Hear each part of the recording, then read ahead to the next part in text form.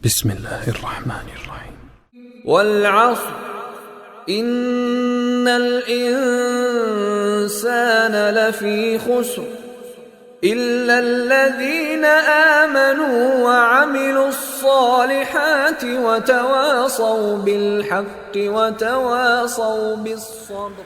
السلام عليكم ورحمة الله وبركاته. إن الحمد لله نحمده ونستعينه ونستغفره ونعوذ بالله من شرور أنفسنا ومن سيئات أعمالنا.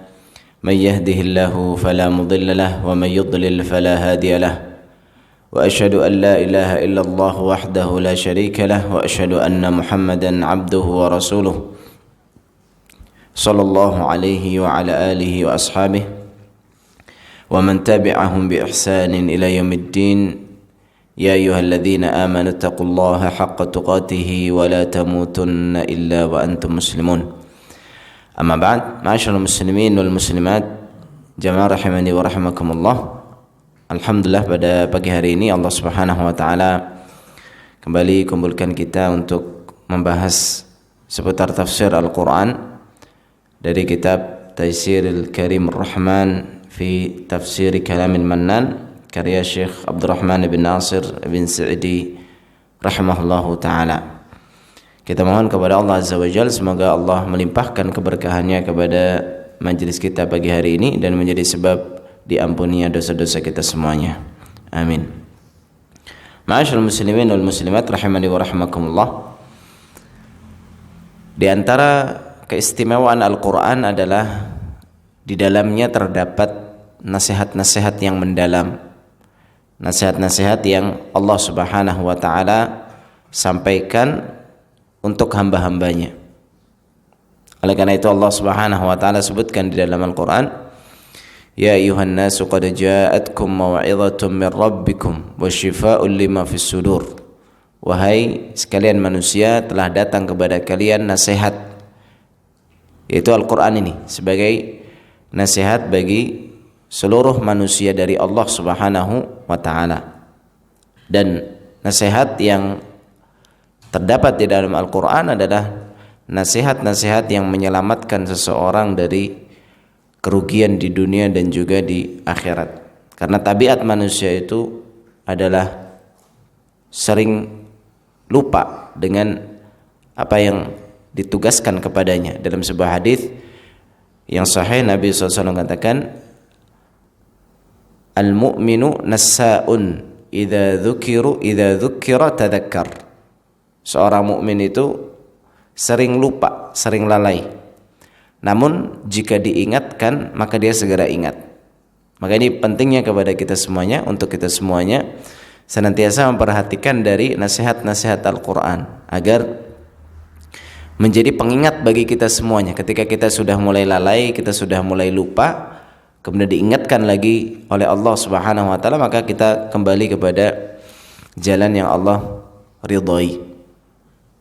Maka ini pentingnya untuk kita mempelajari bersama dari nasihat-nasihat Allah Subhanahu wa taala, dan siapa yang tidak dinasihati atau tidak bisa dinasihati dengan Al-Qur'an, maka tidak ada lagi yang bisa menasihatinya.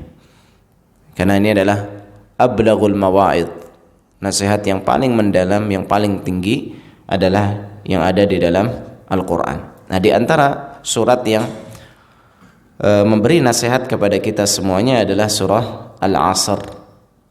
Surah Al-Asr, surat yang akan kita bahas pada kesempatan pagi hari ini.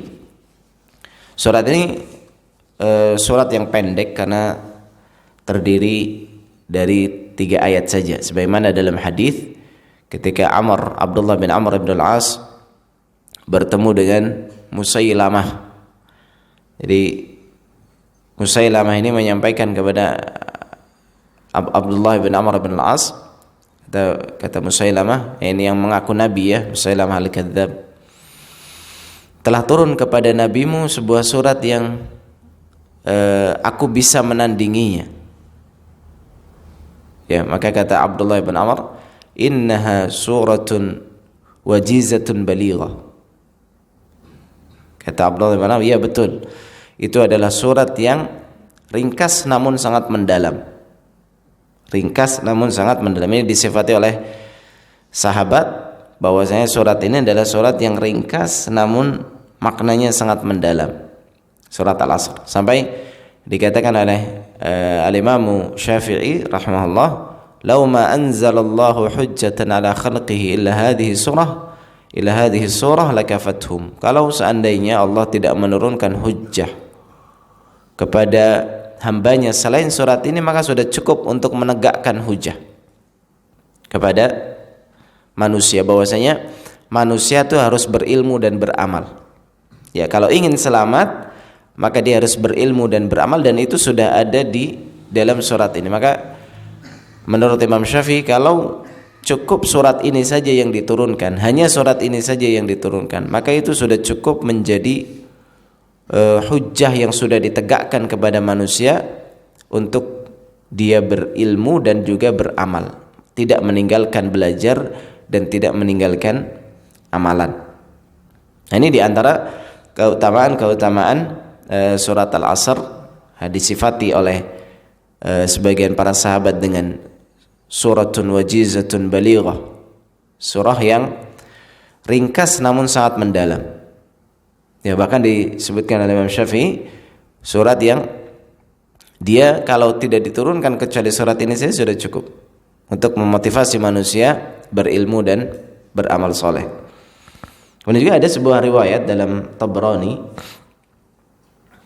disebutkan oleh Al-Imam Tabrani dalam Al-Mu'jam Al-Awsat dari Abi Hudzaifah, dan ini adalah di antara sahabat Nabi sallallahu alaihi wasallam. Beliau katakan, "Kana ar-rajulani min ashabi Rasulillah sallallahu alaihi wasallam idza iltaqaya lam yatafarraqa hatta yaqra'a ahaduhum 'ala al-akhar surata wal 'asr thumma yusallim ahaduhum 'ala al-akhar."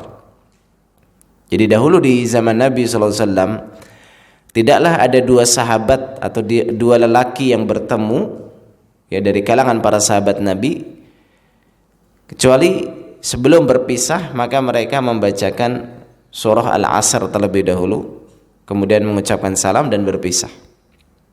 Ini sebagai bentuk saling mengingatkan, ya, sebagai bentuk saling mengingatkan antara seseorang dengan kawannya sebelum dia berpisah, maka dibacakan surat Al-Asr karena memang di dalamnya menjadi pengingat bagi kita semuanya untuk melakukan apa yang ada di dalam surat Al-Asr ini. Nah, ini di antara di masyarakat kita juga sudah ada sebenarnya. Kalau dulu saya waktu TPA, ya, itu kalau mau selesai majelis itu membaca surat Al-Asr terlebih dahulu. Enggak tahu kalau sekarang masih atau enggak.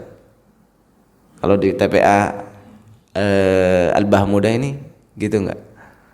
Jadi sebelum pergi itu kita harus baca surat Al-Asr, ya, adabnya baca surat Al-Asr terlebih dahulu, kemudian baru majelisnya selesai.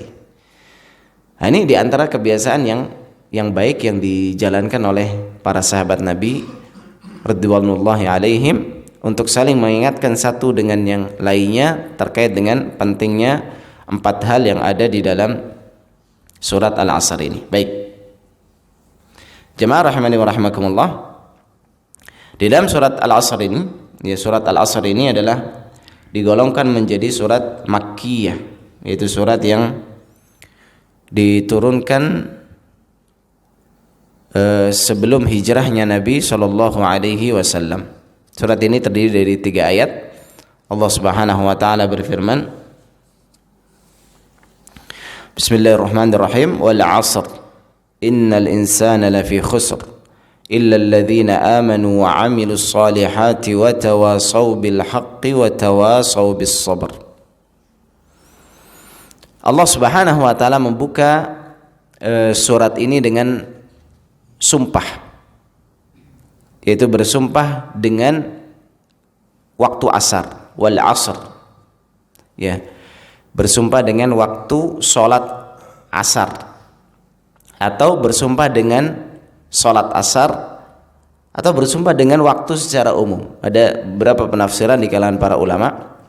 Ada yang mengatakan wal 'asr itu artinya demi masa, itu bersumpah dengan waktu. Ya, nah inilah yang dikuatkan oleh Syekh Sa'di, kata beliau, aqsamallahu ta'ala bil 'asr alladhi huwa al-lail wan nahar. Jadi wal 'asr di sini cakupannya bukan hanya terbatas pada waktu asar saja, namun dia waktu secara umum, termasuk siang dan malam. Kenapa rahasianya? Kenapa Allah Subhanahu wa taala bersumpah dengan waktu, dengan masa ini? Ya, kata beliau, mahallu af'alil ibad wa a'malihim. Karena di situ, di waktu itu adalah atau tempat amalan seseorang. Ya, seorang beramal kan butuh kepada waktu, karena yang namanya perbuatan itu pasti membutuhkan waktu, baik itu waktu yang telah lalu atau sekarang atau yang akan datang. Jadi maksudnya bersumpah dengan waktu ini adalah bersumpah dengan tempat terjadinya amalan seseorang atau saat terjadinya amalan seseorang itu. Ini berarti terdapat isyarat agar seseorang itu memperhatikan amalannya di siang dan malam, di seluruh waktunya. Manfaatkanlah waktumu itu untuk memperbanyak bekal beribadah kepada Allah Subhanahu wa ta'ala. Seolah-olah seperti itu ya. Jadi diisyaratkan kepada seorang agar memanfaatkan waktunya ini dengan sebaik-baiknya untuk beribadah kepada Allah Subhanahu wa taala. Atau tafsiran yang lain, wal asri di sini artinya adalah waktu salat asar secara khusus. Jadi waktu salat asar itu adalah waktu sebelum tenggelamnya matahari. Jadi waktu di akhir siang sebelum tenggelamnya matahari. Al-waqtul kain akhirin nahar qabla ghurubi syams. Itu arti dari waktu asar. Jadi akhir siang sebelum tenggelamnya matahari. Kita ma'ruf ya, kita sudah mengetahui bersama kapan itu waktu asar. Dan waktu asar ini adalah waktu yang mulia. Makanya dalam hadis yang sahih Nabi SAW mengatakan, lan yalijan naru ahadun shalla qabla ghurubi syamsi wa qabla tulu'iha, atau qabla tulu'i syamsi wa qabla ghurubiha. Tidak akan masuk neraka. Walaja yaliju itu sebenarnya masuk dengan langkah ya. Tidak akan melangkah masuk ke dalam neraka seorang pun yang salat sebelum terbitnya matahari dan sebelum tenggelamnya matahari. Salat sebelum terbitnya matahari itu waktu asar. Ini menunjukkan bagaimana keagungan dari waktu asar tersebut. Atau tafsiran yang lain adalah salat asar itu sendiri. Jadi Allah Subhanahu wa taala bersumpah dengan salat asar. Ini juga ada beberapa penafsiran para ulama yang mengatakan demikian. Dan salat asar ini lebih banyak lagi keutamaannya. Ya, salat asar itu sangat banyak keutamanya. Di antaranya di dalam Al-Qur'an Allah Subhanahu wa taala sebutkan secara khusus salat asar. Allah katakan hafidhu 'alas salawati was salatil wusta. Jagalah seluruh salat, terutama salat asar. Ya, terutama salat asar. Seperti itu diartikan. Kenapa? Karena salat wusta ini disebutkan secara khusus setelah penyebutan salat-salat. Ini namanya kalau dalam bahasa Arab al-khas ba'dal 'am. Ya, penyebutan yang khusus setelah umum. Hafidhu 'alas salawat itu umum. Jagalah semua salat-salat. Was salatil wusta, terkhusus salat asar. Dalam hadis yang sahih Nabi SAW katakan, man taraka salat al-asr faqad habita amaluh. Siapa yang meninggalkan salat asar maka terhapuslah amalannya. Dalam riwayat yang lain, faka'annahu wutira ahluhu wa maluh, seperti orang yang kehilangan semua hartanya dan semua keluarganya. Orang yang meninggalkan salat asar secara sengaja.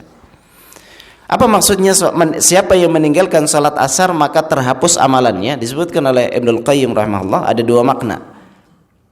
Yang pertama, kalau dia meninggalkan salat asar terus-menerus, artinya dia memang kerjaannya meninggalkan salat, maka terhapus amalannya karena keluar dari Islam.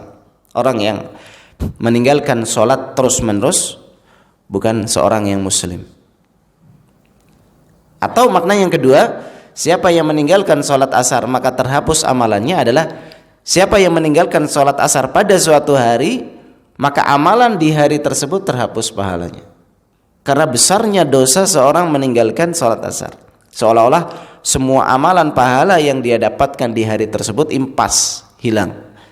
Karena untuk menyamai dosanya seorang meninggalkan sholat. Dan kedua makna itu benar, mungkin dibawa kepada makna tersebut. Sehingga intinya di sini Allah Subhanahu wa taala bersumpah dengan al-asr ini dengan beberapa maknanya dan semuanya masuk, tidak ada masalah, bisa ditafsirkan dengan tafsiran tersebut. Ya, untuk menunjukkan kepada kita pentingnya waktu, terkhusus pentingnya waktu asar. Karena banyak orang yang lalai di waktu asar. Seorang yang baru sekolah, dia baru selesai dari sekolahnya. Seorang yang dari sawah, dari ladangnya, dia baru selesai dari ladangnya. Seorang yang dari kantor, dia baru selesai dari pekerjaannya. Jadi waktu asar itu memang waktu yang banyak dilalaikan oleh manusia. Maka di sini Allah Subhanahu wa taala ingatkan agar kita memperhatikan waktu secara umum dan terkhusus adalah waktu asar. Ya, waktu sebelum di akhir siang sebelum tenggelamnya matahari. Baik. Kemudian pada ayat yang berikutnya Allah Subhanahu wa taala katakan, "Innal insana lafi khusr." Ya, sesungguhnya seluruh manusia itu benar-benar di dalam kerugian. Jadi Allah Subhanahu wa taala bersumpah tadi dengan waktu secara umum atau waktu asar secara khusus itu untuk mengabarkan bahwasanya manusia itu semuanya di dalam kerugian. Seperti kita katakan misalnya, demi Allah kamu itu benar-benar rugi. Nah, ini harusnya menjadikan kita itu bangkit dari kerugian tersebut, bangkit dari kelalaian selama ini kita. Kita itu dihukumi oleh Allah Subhanahu wa taala semuanya sebagai orang-orang yang merugi. Al-insan di situ disebutkan oleh para ulama, dia adalah al-jinsiyah. Al-jinsiyah itu artinya jenis seluruh manusia itu. Seluruh jenis manusia, baik yang mukmin atau yang kafir, yang yang albar ataupun yang fajir, yang baik ataupun yang pendosa, yang besar ataupun yang kecil, yang laki-laki ataupun wanita, semuanya sama, semuanya di dalam kerugian. Baik, saya tanya sekarang, rugi itu apa? Rugi, khusr, khasarah. Rugi kalau kita dagang, ilmu dagang itu. Rugi itu apa? Nah, nggak ada yang pedagang apa di sini? Tidak untung. Tidak untung itu apa, Pak? Rugi. Jadi rugi itu artinya hasil yang didapatkan kurang dari modal. Betul nggak? Itu namanya rugi. Kalau masih impas balik modal, tidak dikatakan rugi. Mungkin rugi dalam hal yang lain, rugi harta, rugi tenaga, rugi waktu. Tapi kalau dari segi uangnya itu nggak rugi, balik modal. Kalau untung itu kan hasil yang didapatkan lebih banyak daripada modal. Kalau modalnya dia 1 juta, dia dapat 1.100.000, berarti untung itu 100. Tapi ini modalnya 1 juta, hanya dapat baliknya itu 500.000. Itu namanya orang rugi. Modal yang Allah berikan kepada kita apa? Waktu itu. Modal yang Allah berikan kepada kita semua adalah waktu. Misalnya seorang diberikan modal waktu hidup di dunia 60 tahun. Ketika dia bertemu dengan Allah ditimbang, ternyata amalnya itu hanya amalan orang yang berusia 20 tahun. Rugi atau tidak itu? Itu rugi. Itu orang yang merugi seperti itu. Jadi Allah berikan usia kita, misalnya sekarang usia kita berapa? Kalau saya 33 sekarang. Ternyata kalau ditimbang amalannya, ternyata amalan saya itu baru orang yang berusia 10 tahun. Berarti selama ini kemana itu 33 tahun itu? Ya dia gunakan untuk duniawi, untuk bersenang-senang, untuk jalan-jalan, untuk perkara-perkara yang pada asalnya dia tidak bisa dapat pahala, tidak bisa memanfaatkan dengan baik. Itu orang-orang rugi itu. Jadi balik modal saja tidak gitu. Nah, makanya di dalam Islam, di syariat Islam ini banyak dari syariat-syariat yang menjadikan usia kita itu bukan hanya balik modal, Pak, tapi melampaui modal. Coba contohnya seorang yang dapat Lailatul Qadar misalnya, beramal yang satu malam yang lebih baik daripada 1000 bulan. 1000 bulan berapa tahun? Sekitar 83 tahunan. Coba kita sekali dapat itu seolah-olah umur kita berusia lebih dari 80 tahun gitu. Itu untung besar itu. Ya untung besar. Jadi kita misalnya selama hidup dapat 10 kali Lailatul Qadar. Subhanallah. Dia iktikaf terus, masyaallah.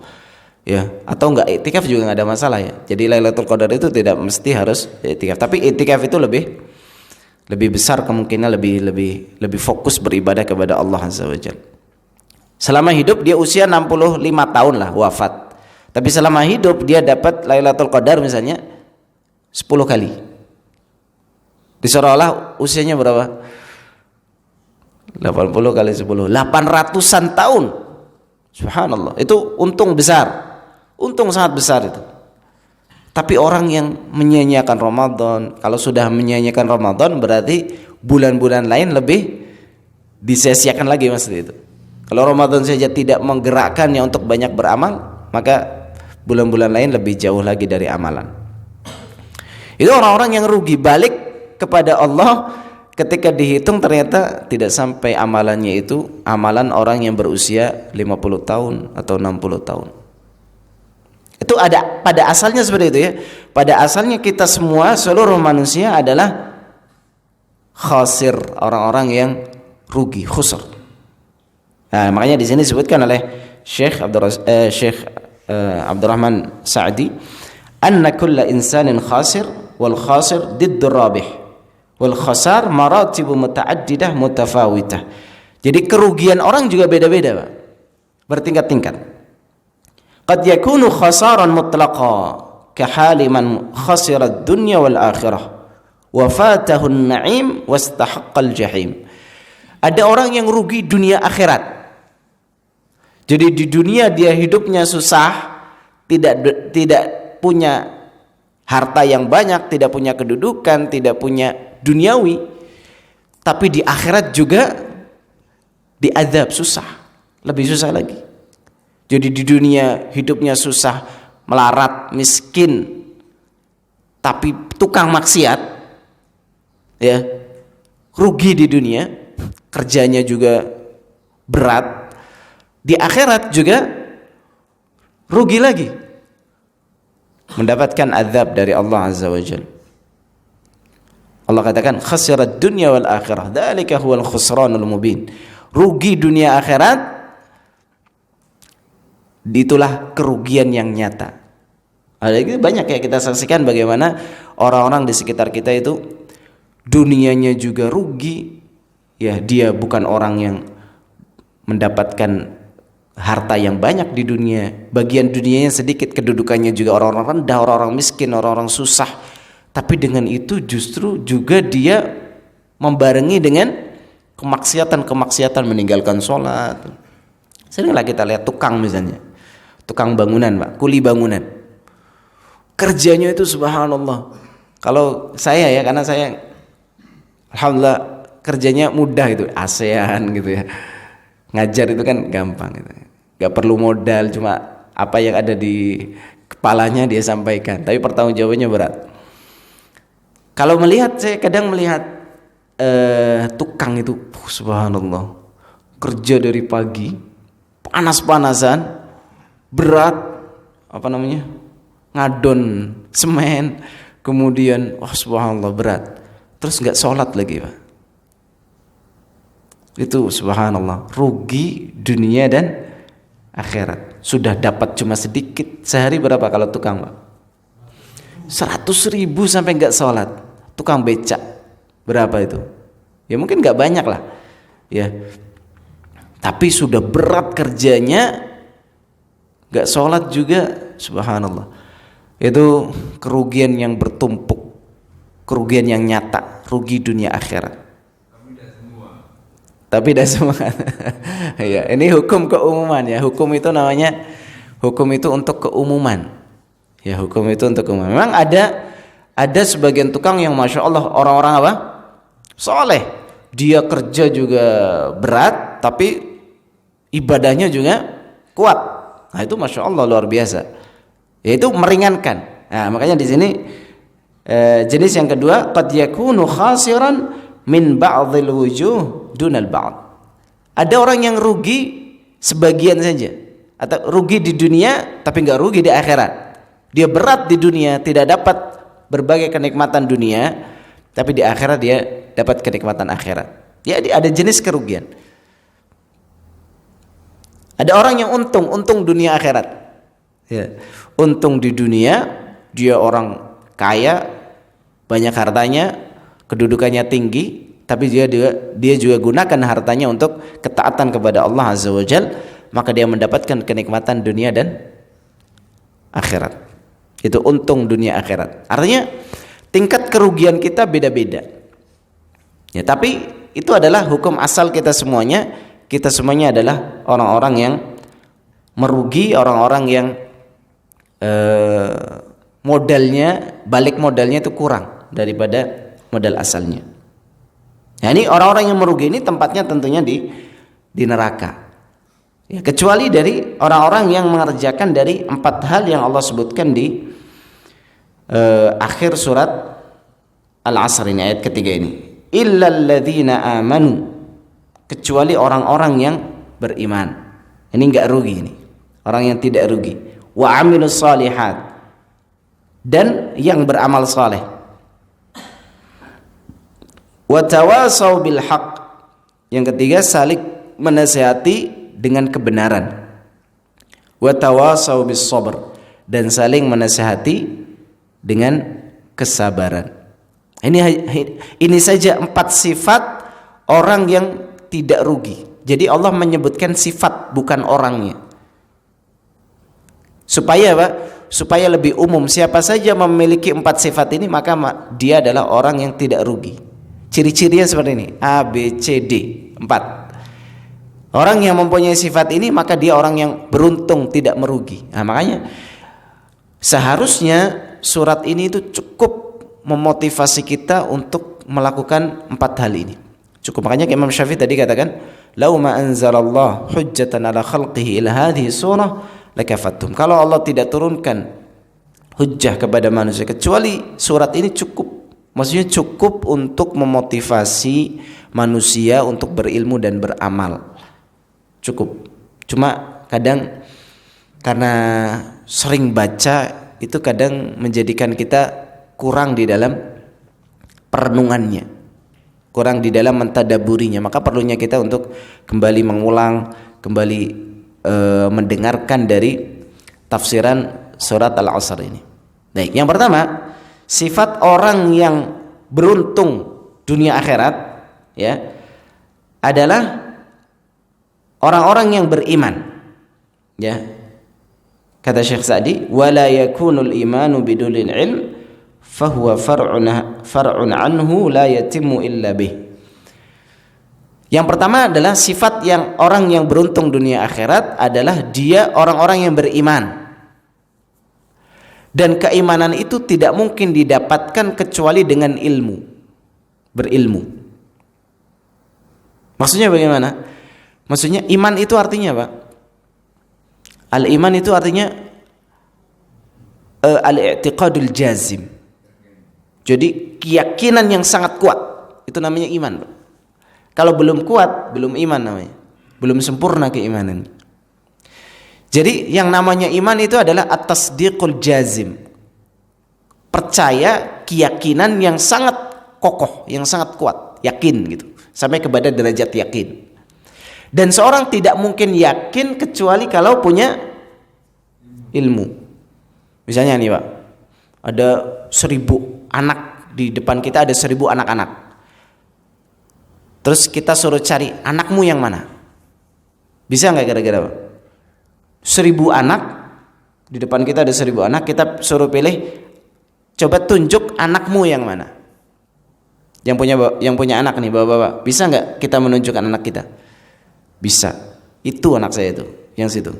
Itu yang bajunya warna apa gitu misalnya, warna putih. Yakin kamu? Ditanya. Itu anak kamu? Yakin? Yakin saya. Lu gimana gak yakin? Itu anak saya kok. Saya yang buat itu.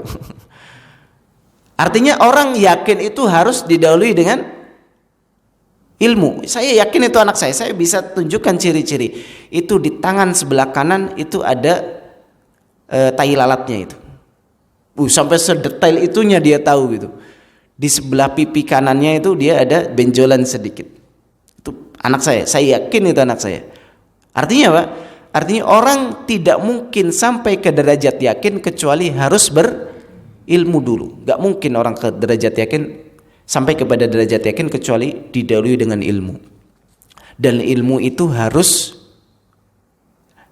didapatkan harus dengan belajar. Ya kan? Kata Nabi SAW, innamal ilmu bitta'allum. Ilmu itu hanya didapatkan dengan belajar. Orang mimpi terus bangun tidur dapat ilmu yang banyak itu nggak mungkin. Itu orang-orang sufi saja itu kayak gitu. Orang nunggu di kali terus dapat ilmu, wangsit itu setan, itu dari setan. Ya nggak mungkin orang dapat ilmu kecuali dengan belajar. Makanya kata Ibnul Jauzi rahimahullah dalam Talbis Iblis, perangkap-perangkap iblis untuk menjerumuskan manusia. Perangkap pertama iblis untuk menjerumuskan manusia ke dalam neraka adalah sadduhum 'anil ilm, menghalangi manusia dari ilmu. Itu cara pertama setan. Karena ketika manusia sudah jauh dari ilmu, yatakhabbat fi dhulumatil jahl, dia akan berjalan seenaknya saja sesuai dengan hawa nafsunya karena kebodohan itu. Jadi orang-orang yang dijauhkan dari ilmu itu adalah orang-orang yang terjerumus ke dalam perangkap setan. Dan alhamdulillah kita di sini ini hadir mau dengarkan ilmu Al-Qur'an, hadis, ini adalah sebuah kebaikan yang sangat besar. Betapa banyak orang-orang yang tidak tahu ilmunya terjerumus ke dalam kubangan-kubangan yang membinasakan. Ya, jadi ilmu agama itu seperti lentera, obor yang seorang pegang di tengah kegelapan padang yang tempat yang luas dan gelap, sawah misalnya. Seorang kalau pegang obor, dia berjalan di sawah, aman atau tidak? Insyaallah aman. Dia tidak akan terjerumus ke dalam sawah tersebut. Tapi orang nggak pegang obor, jalan ke tengah sawah, ini keadaan yang sangat memungkinkan dia terjerumus ke dalam kubangan-kubangan lumpur kemaksiatan dalam keadaan dia tidak menyadarinya. Jadi yang pertama ini adalah sifat yang pertama adalah orang yang berilmu, dan orang tidak mungkin berilmu kecuali kalau dengan belajar. Meskipun ini ilmu bertingkat-tingkat ya, ada ilmu yang wajib, ada ilmu yang tidak wajib. Ini pembahasannya lain. Baik. Yang kedua, setelah seorang berilmu, dan ilmu yang wajib seorang pelajari adalah ilmu yang terkait dengan amalan yang dia kerjakan. Gitu ya. Jadi apa yang harus dia kerjakan harus dia ilmui. Akidah, akhlak, kemudian amalan-amalan keseharian, bersuci, sholat, dan seterusnya dari amalan-amalan keseharian. Itu wajib seorang ilmui. Wajib seorang ilmu. Dan alhamdulillah di Masjid Al-Mawudah ini ada kajian-kajian itu terkait dengan amalan-amalan hati, terkait dengan akidah, tauhid, terkait dengan fikih. Ini adalah perkara-perkara yang wajib seorang ilmu. Hadir itu wajib. Ya, meskipun nggak harus di sini, dimanapun yang penting pelajaran-pelajaran itu harus dihadiri, harus dipelajari. Yang kedua, sifat yang kedua adalah wa amilus shalihat, yaitu beramal saleh. yaitu mengamalkan ilmu yang dia sudah ketahui. Jadi amal itu artinya adalah mewujudkan pengetahuan yang sudah dia ketahui. Itu namanya amalan. Ya, amalan itu artinya mewujudkan apa yang sudah dia ketahui. Dari perintah dia kerjakan, dari larangan dia jauhi. Itu namanya mengamalkan ilmu. Makanya Allah sebutkan di sini wa amilus sholihat. Amalan yang soleh, amalan yang baik. Karena amalan yang baik itu, karena tidak semua amalan itu adalah amalan yang soleh. Jadi ada amalan yang dia hanya sekedar amalan, tapi bukan amalan soleh. Kapan amalan itu disebut dengan amalan soleh? Kalau terpenuhi dua syarat. Yang pertama, ikhlas untuk Allah saja. Yang kedua, sesuai dengan tuntunan Nabi SAW. Itu baru dikatakan amalan soleh. Amalan bid'ah itu bukan amalan soleh. Perkara-perkara bid'ah itu bukan amalan soleh karena tidak sesuai dengan tuntunan Rasulullah SAW. Amalan yang tidak ikhlas itu bukan amalan soleh. Meskipun seorang misalnya berzikir sehari 10.000, dia harus dari gurunya dapat wirid amalan sehari 10.000, tapi nggak ada dalilnya, tidak ada sunnahnya, petunjuknya dari Nabi SAW. Dia melakukan suatu kebid'ahan, maka sia-sia itu, bukan amalan soleh. Karena amalan dikatakan soleh tadi kalau terpenuhi dua syarat, ikhlas dan juga sesuai dengan tuntunan Nabi SAW. Dan urutannya seperti itu ya. Jadi ilmu dulu baru beramal. Meskipun ilmu ini ketika kita akan mengamalkan sesuatu nggak mesti harus belajar duduk gitu. Bisa dengan bertanya. Misalnya dia akan melakukan suatu akad jual beli, dia tanya kepada seorang pemuka agama, tokoh agama, ini kayak gini hukumnya bagaimana? Kalau dia katakan boleh kayak gini, maka jalankan. Ya, kalau dia harus duduk dulu belajar fikih jual beli, itu gak jadi jual beli. Karena fikih jual beli panjang, pembahasannya lama. Kalau dia harus khatamkan A sampai Z jual beli, ya gak jadi jualan nanti. Ya, dia tanyakan saja, ini seperti ini boleh atau tidak. Ya, jadi yang kedua adalah sifat yang kedua adalah beramal soleh. Yang ketiga, watawasau bil haq, saling menasihati dengan kebenaran. Apa itu saling menasihati dengan kebenaran? Kata Syekh Sa'di, huwal iman wal amalus soleh, yaitu saling nasihat menasihati untuk berilmu dan beramal soleh. Ini sekarang yang kita lakukan ini adalah saling memberikan nasihat untuk belajar dan juga mengamalkan apa yang sudah kita ketahui. Itu kan kajian-kajian itu semuanya kayak gitulah insyaallah. Ya, semua kajian itu sama. Kita memberikan informasi yang baru, berilmu ya, supaya kita berilmu, kemudian memotivasi untuk mengamalkan apa yang sudah kita ilmui. Ini jadi watawasau bil haq, saling nasihat menasihati dengan kebenaran adalah saling nasihat menasihati dengan syariat. Karena al-haq itu terkadang maknanya juga syariat, yaitu untuk berilmu, ilmu agama, dan juga mengamalkan dari amalan-amalan ketaatan yang nampak maupun yang tersembunyi. Ya, artinya dakwah lah. Ya, bisa kita artikan dengan dakwah karena ini amalan-amalan dakwah. Seorang mengajak kepada kebaikan, yang mengajak untuk hadir ke kajian itu adalah kegiatan-kegiatan dakwah. Ya, makanya sebenarnya banyak ada amalan yang mudah tapi dapat pahala yang sangat banyak. Saya sering tanya ke jamaah, antara jamaah ini semuanya nih, yang paling banyak dapat pahala siapa? Siapa jamaah? Siapa yang di antara jamaah yang hadir ini yang paling banyak dapat pahala duduk di sini? Siapa jawabnya? Pak Aan jawabnya. Loh, kok Pak Aan kenapa? Karena dia yang bikin pamflet, dia sebarkan pamflet itu. Antum hadir ke sini karena baca pamflet kan? Nah, berarti Pak Aan itu dapat semua pahala orang yang datang ke sini. Ya. Kan man dalla ala khairin falahu mithlu ajri fa'ili. Siapa yang menunjukkan kepada kebaikan, maka dia mendapatkan pahala orang yang mengerjakannya. Ini kalau Anda datang ke sini karena baca pamflet, pamflet itu dibuat oleh Pak Aan. Ya. Maka kita itu bisa berkontribusi dalam dakwah. Kalau kita nggak bisa hadir di kajian, paling nggak share itu kajian itu, supaya orang lain itu ada yang datang, mayan. Kita dapat satu down payment, down line. Ya. Kalau dalam MLM itu dapat satu bawahan. Nah, saya nggak datang karena sakit, tapi ada orang yang saya dapat pahala itu karena orang ada yang baca status saya, dia datang. Itu niatkan kayak gitu. Kalau menyebarkan poster-poster dakwah, niatkan saja supaya saya dapat pahala orang yang hadir kajian. Meskipun jangan cuma share kajian terus tapi nggak pernah datang, Pak ya. Dia share kajian tapi nggak pernah datang juga. Wah, ini lain ini ceritanya. Dia share, dia datang.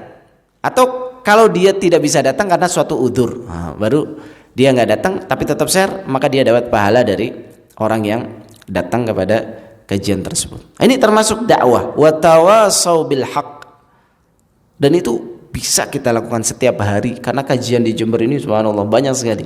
Kebaikan itu banyak. Kita bisa memanfaatkan media sosial kita, lisan kita, teman-teman satu masjid kita untuk mengajak kepada kebaikan-kebaikan. Artinya kesempatan ini terbuka besar.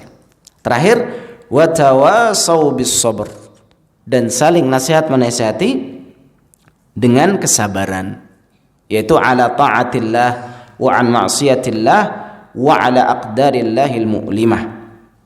Ya, yaitu saling nasihat menasihati dalam kesabaran, untuk sabar terus melakukan ketaatan kepada Allah. Sabar.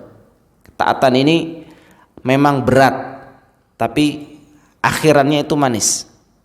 Akhirannya itu indah. Jadi setiap orang itu fitrahnya setelah melakukan ketaatan itu senang. Itu fitrahnya. Setelah melakukan ketaatan itu senang. Setelah kajian senang nggak, Pak?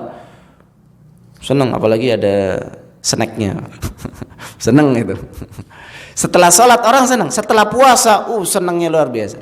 Inna lis-shaim 'inda fitrihi, inna lis-shaim farhatan.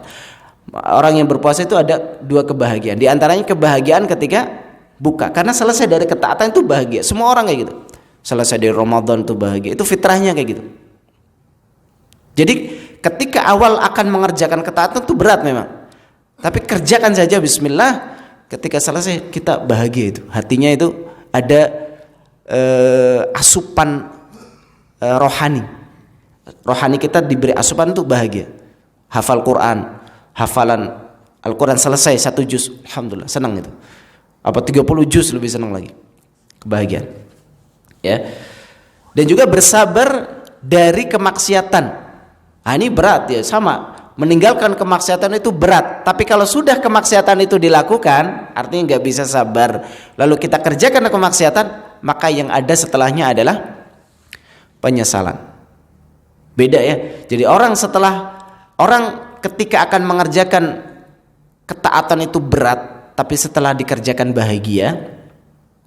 Kalau kemaksiatan, orang akan mengerjakan kemaksiatan itu cenderung mudah, tapi setelah mengerjakannya sedih, menyesal. Jadi kayak gitulah manusia. Fitrahnya subhanallah, Allah ciptakan manusia itu seperti itu fitrahnya. Setelah kerjakan kemaksiatan, nyesal, bertobat, tapi nanti kerjakan lagi karena golabat hawahu, ya, jadi dia kalah dengan hawa nafsunya. Tapi yang penting dia barengi terus dengan bertobat kepada Allah Azza wa Jalla. Maka seorang butuh kepada kesabaran dari berbagai kemaksiatan-kemaksiatan agar dia tidak mengerjakannya. Karena setelah mengerjakan itu akhirannya adalah kesedihan, penyesalan, ya, kurangnya iman dan seterusnya dari pengaruh-pengaruh buruk kemaksiatan. Dan juga bersabar ala aqdarillahil mu'limah, saling memberikan nasihat untuk bersabar menghadapi dari takdir Allah yang dia tidak sukai. Ya, yakinlah bahwasanya takdir-takdir yang kita dapatkan yang tidak sesuai dengan keinginan kita, itu namanya takdir yang mu'limah, yang kita tidak sukai. Itu takdir yang tidak sesuai dengan harapan dan keinginan kita. Itu pasti ada hikmah-hikmah yang mendalam baik kita ketahui atau tidak ketahui sekarang. Ya, mungkin kita baru ketahuinya itu berapa puluh tahun berikutnya baru kita tahu hikmah pada saat itu kenapa kita tidak mendapatkan apa yang kita harapkan. Maka yang harus kita dahulukan adalah husnudzon, berprasangka baik kepada Allah Azza wa Jalla atas berbagai ketentuan yang Allah tentukan, ya. Dengan ilmu dan amalan saleh seorang itu menjadi sempurna. Ya, kata Syekh Sa'di, fal amrainil awwalain yukammilul abdu nafsahu. Yukammilul abdu nafs. Jadi dengan ilmu dan amalan soleh seorang menjadi sempurna pada dirinya. Wabil amrainil akhirain yukammilu ghairahu. Dan dengan dakwah, mengajak kepada kebaikan, melarang dari keburukan, dan mengajak orang untuk terus bersabar, itu adalah perkara yang menyempurnakan orang lain. Jadi sempurna untuk diri sendiri dan menyempurnakan orang lain dengan dakwah. Wallahu alam, ini yang bisa kita bahas pada kesempatan pagi hari ini dari ciri-ciri orang yang bahagia, sifat-sifat orang yang bahagia di dunia dan di akhirat yang Allah Subhanahu wa taala ringkas pada 3 ayat ini dalam surat Al-Asr. Wallahu alam, wa sallallahu wasallam ala nabiyina Muhammad wa ala alihi wa sahbihi ajma'in. Baik, kurang lebihnya mohon maaf. Kita tutup dengan doa kafaratul majlis. Subhanakallahumma bihamdik asyhadu an la ilaha illa anta astaghfiruka wa atubu ilaik. Walhamdulillahirabbil alamin. Wassalamualaikum warahmatullahi wabarakatuh. Qul in kuntum tuhibbuna Allah fattabi'uni yuhibbukumullah wa yaghfir lakum dhunubakum wallahu ghafurur rahim.